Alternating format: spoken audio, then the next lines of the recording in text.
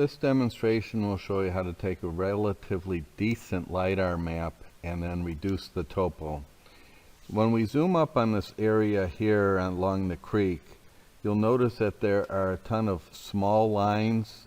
There's polylines on this, and there's those small little lines. We have to get rid of those. So we'll go into Edit, and then we'll delete by type, and then we'll take out the lines and hit Submit, and you'll look and you'll see when we hit delete unused points that, or the U key, is about 5,100 points were taken out of the topo. Those little tick marks you absolutely do not want in your topo, and they may not even have elevations either, but either way you don't want them in there because it will create artificial flat spots if there were elevations. So we get rid of that. This next step is to snap to any of the polylines and just check how many points there are on a polyline, and you can see there's a little bit of space between the dots, so it's not actually too bad for lidar.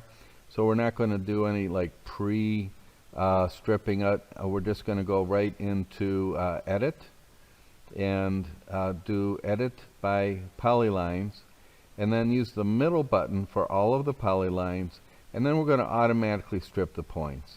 And we're going to move the slider bar kind of in the middle because I'm not too sure if we want to keep too much or too little. We really don't want to move any points, but we want to keep the integrity of the lines. So I'm just going to move it to the middle, and then after a minute or two with these original nearly 90,000 points, it will free up the prompt, and then we'll be able to see how many points we eliminated. And now that the prompt is free, we'll be able to go into and see how many points we eliminated. You should see when you refresh the screen a ton of red dots on the screen. 61,219 points were shown as eliminated after pressing the U button.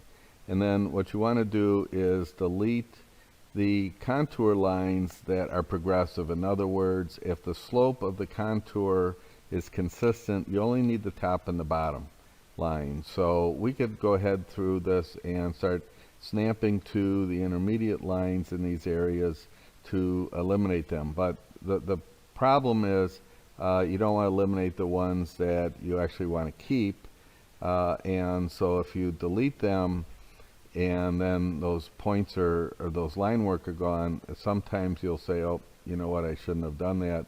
And it's just, you could quickly just connect a few of the points to keep those line works.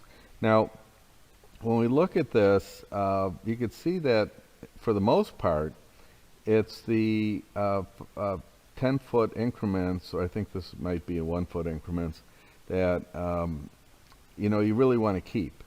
So it's, and then there's a few lines that you want as control. So instead of like snapping to every one of these little lines, and you can see that's on layer 26, and then layer 26 was the red, or or 27 are the major lines, 26 is the minor lines.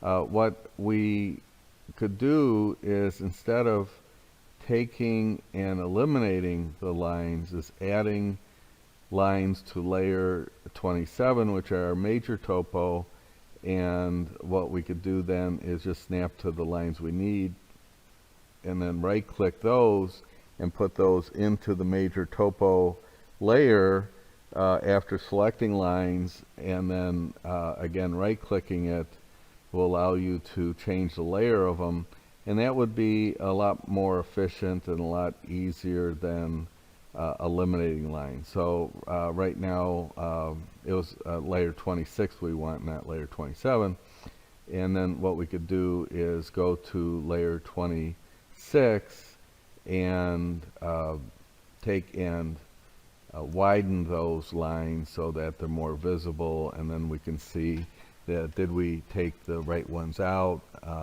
did we leave them in, are there any others that we want to add. And so just go through and make sure you've got all the ones that you want, and then right click it, again they're layer 27 and moving them to layer 26.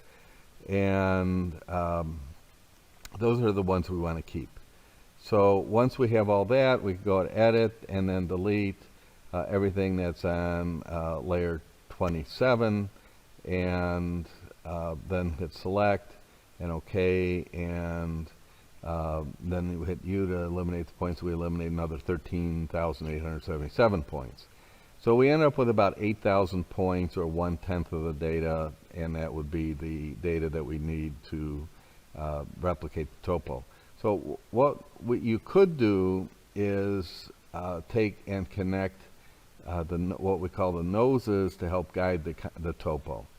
And we'd recommend doing this in areas where there isn't much other data and you want to guide the topo, but in general what Land Mentor will do is get most of the topo right the first time.